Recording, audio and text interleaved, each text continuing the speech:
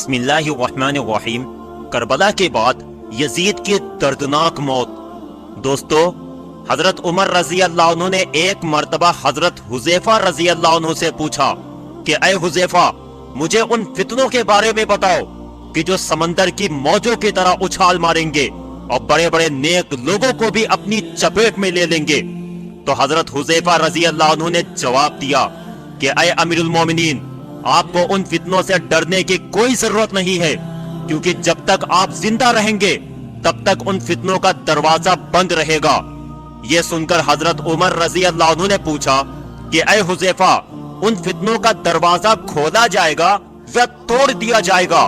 تو حضرت حذیفہ رضی اللہ عنہ نے جواب دیا کہ اے امیر المومنین، وہ دروازہ توڑ دیا جائے گا، اور وہ دروازہ آپ خود ہو۔ یہ اشارہ تھا کہ حضرت عمر رضی اللہ عنہ کو آگے چل کر شہید کر دیا جائے گا۔ دوستو، یہ بخاری شریف کی روایت ہے، اور حضرت عمر رضی اللہ عنہ نے دروازے کے بارے میں جو بات پوچھی تھی کہ آخر اسے توڑا جائے گا یا کھولا جائے گا، تو یہ اس وجہ سے پوچھا تھا کہ اگر دروازہ کھولا جائے تو اسے بند کرنا آسان ہوتا ہے، لیکن اگر دروازہ توڑ دیا جائے تو پھر وہ دوبارہ کبھی نہیں بند ہو سکتا۔ اور پھر آگے چل کر ایسا ہی ہوا کہ جس دن سے حضرت عمر رضی اللہ عنہ کو شہید کیا گیا تو ان فتنوں کا دروازہ ایسا ٹوٹا کہ آج تک بند نہ ہو سکا۔ حضرت ابو ہریرہ رضی اللہ عنہ اپنی آخری عمر میں یہ دعا مانگا کرتے تھے کہ اے اللہ، مجھے 60 ہجری کے بعد لڑکوں کی حکومت آنے سے پہلے اپنے پاس بلا لینا۔ لڑکوں کی حکومت سے اشارہ یزید کی حکومت کی طرف تھا، اور ایسا ہی ہوا کہ حضرت ابو ہریرہ رضی اللہ عنہ کے 59 ہجری ہی میں وفات ہو گئی، کیونکہ حضرت ابو ہریرہ رضی اللہ عنہ وہ حدیثیں جانتے تھے کہ جن میں اللہ کے رسول صلی اللہ علیہ وسلم نے ظالم یزید کی حکومت کی طرف اشارہ کیا تھا۔ فرمایا تھا کہ آگے چل کر ایک ظالم بندہ حکومت پر بیٹھے گا اور وہ میرے بچوں کو ذبح کر دے گا۔ ایک بار اللہ کے رسول صلی اللہ علیہ وسلم اپنے کمرے میں بیٹھے حضرت حسین رضی اللہ عنہ کو سینے سے لگا کر زور زور سے رو رہے تھے۔ اتنی دیر میں حضرت ام سلمہ رضی اللہ عنہا کمرے میں آئیں تو اللہ کے رسول صلی اللہ علیہ وسلم کی ایسی حالت دیکھ کر دل تڑپ اٹھا اور پوچھنے لگی کہ اے اللہ کے رسول، آپ کو کیا ہو گیا ہے؟ کیا حسین کو کوئی چوٹ لگ گئی ہے؟ تو اللہ کے رسول صلی اللہ علیہ وسلم نے فرمایا کہ نہیں، بلکہ ابھی میرے پاس ایک ایسا فرشتہ آیا تھا کہ جو آج سے پہلے کبھی زمین پر نہیں اترا۔ اس نے مجھے بتایا کہ اے اللہ کے رسول، آپ کے اس بچے حسین کو آپ کی امت ذبح کر دے گی۔ پھر اللہ کے رسول صلی اللہ علیہ وسلم نے فرمایا کہ میں دیکھ رہا ہوں کہ ایک کالا کتا کہ جس کے سینے پر سفید داغ ہیں، وہ میرے اس بچے حسین کا خون چاٹ رہا ہے۔ یہ اللہ کے رسول صلی اللہ علیہ وسلم نے شمر کی طرف اشارہ کیا تھا کہ جس نے کربلا کے میدان میں حضرت حسین کا سر کاٹ کر نیزے پر لٹکا دیا تھا۔ شمر کو سفید داغ کی بیماری تھی اور وہ رنگ سے کالا بھی تھا۔ سن 60 ہجری کے بعد یزید مسلمانوں کا بادشاہ بنا، حالانکہ وہ مسلمانوں کا بادشاہ بننے کے بالکل لائق نہیں تھا۔ اسلام میں حکومت کا طریقہ خلافت والا رکھا گیا ہے، ملوکیت والا نہیں۔ خلافت کا مطلب ہوتا ہے کہ ایک بادشاہ کی وفات کے بعد اگلا خلیفہ مسلمان خود ہی جس کو مناسب سمجھے اسے بنائے، اور ملوکیت کا مطلب ہوتا ہے کہ ایک بادشاہ اپنی وفات کے وقت اپنے ہی لڑکوں کو اگلا خلیفہ بنا دے۔ اب وہ لڑکا چاہے خلیفہ بننے کے لائق ہو یا نہ ہو، جیسا کہ آج کل سعودی حکومت میں چلتا آ رہا ہے۔ سن 60 ہجری کے بعد جب حضرت معاویہ کی وفات ہوئی تو کچھ ایسا ہی منظر پیش آیا، اور ان کا لڑکا یزید حکومت کا بادشاہ بن بیٹھا۔ حالانکہ اس وقت یزید سے کسی کو ذاتی نفرت نہیں تھی، بلکہ مسلمانوں نے اور حضرت حسین نے جو یزید کی مخالفت کی تھی، اس کی سب سے بڑی وجہ یہ تھی کہ یزید کے اندر مسلمانوں کے بادشاہ بننے کی کوئی بھی صفت موجود نہیں تھی۔ یہاں تک کہ جب مشہور صحابی حضرت عبداللہ بن حنظلہ رضی اللہ عنہ یزید کے محل میں اس کا جائزہ لینے گئے تو واپس آ کر مدینہ والوں کو بتایا کہ یزید ایک عیاشی کرنے والا لڑکا ہے، وہ رات میں شراب پیتا ہے، مسلمانوں کا پیسہ حرام کاموں میں اڑاتا ہے اور لڑکیوں کا شوقین ہے۔ اب جب یزید کے اندر اتنی برائیاں تھی تو نبی کے نواسے حضرت حسین رضی اللہ عنہ کیسے اس بات کو برداشت کر لیتے کہ ہمارا بادشاہ ایک گنہگار انسان بنے۔ حضرت حسین رضی اللہ عنہ کو خلیفہ بننے کا کوئی شوق نہیں تھا، بلکہ اس وقت کے لوگوں نے حضرت حسین رضی اللہ عنہ کو مجبور کیا کہ وہ یزید کے مقابلے اپنے ہاتھوں پر لوگوں کو بیعت کریں اور اسلامی حکومت کی باگڈور سنبھالیں۔ آخر لوگوں کے بہت زیادہ مطالبے پر جب حضرت حسین رضی اللہ عنہ مدینہ سے کوفہ شہر کی طرف نکلے تو یزید نے ایک بڑی فوج بھیج کر حضرت حسین رضی اللہ عنہ کو کربلا کے میدان میں بڑی بے دردی کے ساتھ شہید کر دیا اور تمام اہل بیت کی عورتوں کو قید کر کے اپنے دربار میں پیش کیا۔ یزید ان اہل بیت کی عورتوں کے ساتھ بھی کچھ برا سلوک کرنا چاہتا تھا، لیکن حضرت زینب کے دل چیر دینے والے خطبوں نے یزید کے پورے محل کو ہلا کر رکھ دیا۔ اسی لیے یزید نے ڈر کر تمام اہل بیت کی عورتوں کو جلدی سے مدینہ واپس رخصت کر دیا۔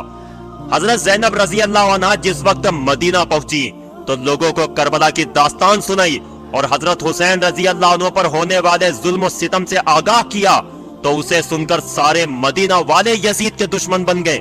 یزید نے حضرت زینب کو تو مدینہ سے نکلوا دیا، لیکن ان کی دلوں کو چیر دینے والی آواز نے لوگوں میں انقلاب برپا کر دیا تھا، اور پھر سن 63 ہجری میں سارے مدینہ والے یزید کے دشمن بن کر کھڑے ہو گئے اور عام اعلان کر دیا کہ ہم یزید کو اپنا بادشاہ ماننے سے انکار کرتے ہیں۔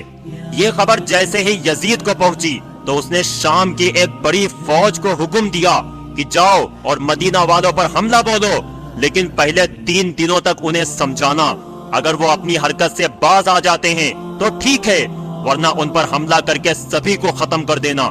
اور ایک بات کا خیال رکھنا کہ حضرت حسین کے لڑکے حضرت زین العابدین کو کچھ بھی نہ کہنا، اگر وہ بات نہ مانے تو انہیں ان کے حال پر چھوڑ دینا۔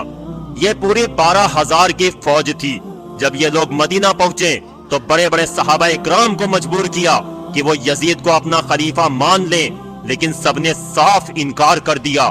تو یزید کی اس فوج نے مدینہ والوں پر حملہ کر کے ان کے گھروں کو لوٹنا شروع کر دیا، ان کی عورتوں کو بے پردہ کر کے میدان میں لا کھڑا کیا اور بڑے بڑے صحابہ اکرام کی گردنیں کاٹ کر انہیں شہید کر دیا۔ اس واقعے کو واقعہ حرہ کہا جاتا ہے۔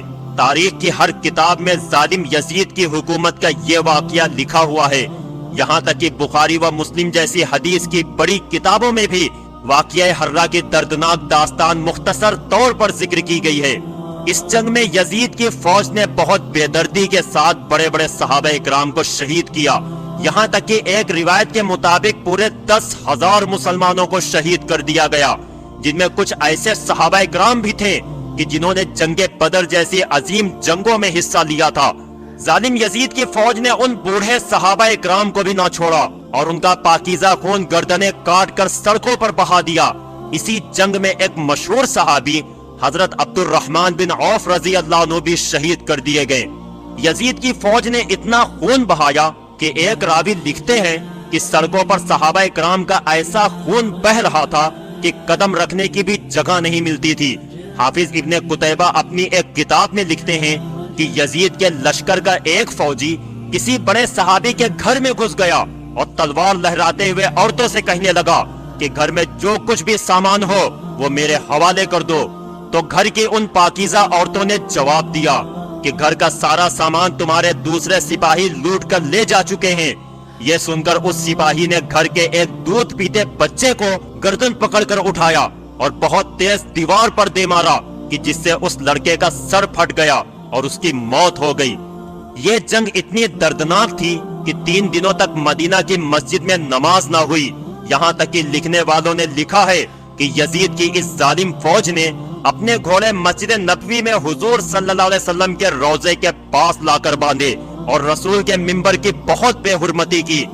آخر اس جنگ کے بعد جب یزیدی لشکر مدینہ چھوڑ کر واپس گیا تو مدینہ کے ہر گھر سے رونے کی آوازیں آنے لگی۔ بڑے بڑے صحابہ اکرام شہید ہو چکے تھے اور جو بچے بھی تھے انہیں زبردستی یزید کے بادشاہ ماننے پر مجبور کیا گیا تھا۔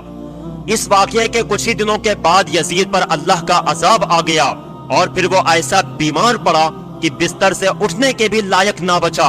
اس کے پیٹ میں ایک درد اٹھا اور پھر اس کی آنتیں سڑنے لگی۔ وہ بستر پر ایسے تڑپتا تھا کہ جیسے پانی کے باہر مچھلی تڑپتی ہو۔ آنتوں کے سڑنے کی وجہ سے وہ رات بھر اپنے بستر پر چیختا رہتا۔ یزید کے علاج کے لیے بڑے بڑے ڈاکٹروں کو بلایا گیا لیکن سبھی ناکام رہے۔ کیونکہ یہ اس ظالم پر اللہ کا عذاب آ گیا تھا، اسے اب کوئی نہیں ٹال سکتا تھا۔ اس بیماری میں اسے بہت پیاس لگتی، لیکن اگر وہ پانی پیتا تو اندر جا کر وہ آگ کی طرح کھولنے لگتا اور ایسا محسوس ہوتا کہ جیسے سینے میں پگھلا ہوا شیشہ ڈال دیا گیا ہو، اور اگر پانی نہ پیتا تو پیاس سے برا حال ہو جاتا، کیونکہ اسی ظالم نے حضرت حسین رضی اللہ عنہ کو کربلا میں پیاس سے تڑپا تڑپا کر شہید کیا تھا۔ آج اسی کے بدلے اللہ نے اسے ایسی عبرت ناک سزا دی کہ وہ دنیا کے لیے عبرت بن گیا۔ آخر اسی بیماری میں تڑپ تڑپ کر ظالم یزید کی 15 ربیع الاول سن 63 ہجری میں موت ہو گئی۔ جب اس کے درباری اس کی لاش کے قریب آئے تو اس سے ایسی بدبو آ رہی تھی کہ سبھی دور بھاگ گئے، کوئی اسے دفن کرنے کے لیے تیار نہیں تھا۔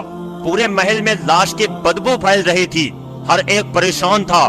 آخر کسی طرح چہرے پر پٹیاں باندھ کر ظالم یزید کو مقام حورین میں دفن کر دیا گیا۔ لیکن اس کے کچھ سالوں کے بعد جب عباسی حکومت بنی تو ان کے خلیفہ نے یزید کی قبر کھود کر جب اس کی لاش باہر نکالی تو اسے دیکھ کر سبھی کانپ گئے۔ لاش دیکھ کر ایسا لگتا تھا جیسے اس کے چہرے کو لوہے سے پیٹا گیا ہو، اس کے سارے جسم پر زہریلے کیڑے رینگ رہے تھے اور ایک عجیب طرح کی بدبو پھیل رہی تھی۔ یہ دیکھ کر خلیفہ منصور نے یزید کی لاش کو عبرت کے لیے سولی پر لٹکا دیا تاکہ لوگوں کو معلوم ہو جائے کہ جو بھی اہل بیت کو تکلیف دے گا اللہ اس کا ایسا ہی برا انجام فرمائے گا۔ پیارے دوستو، امید کرتا ہوں کہ آج کی یہ چھوٹی سی ویڈیو آپ کو بہت پسند آئی ہوگی۔ ویڈیو پسند آئی ہو تو لائک کریں، چینل پر نئے ہو تو سبسکرائب کریں۔ ملتے ہیں آپ کو اگلی ایک نئی ویڈیو کے ساتھ، تب تک کے لیے اپنا ڈھیر سارا خیال رکھیں۔ السلام علیکم۔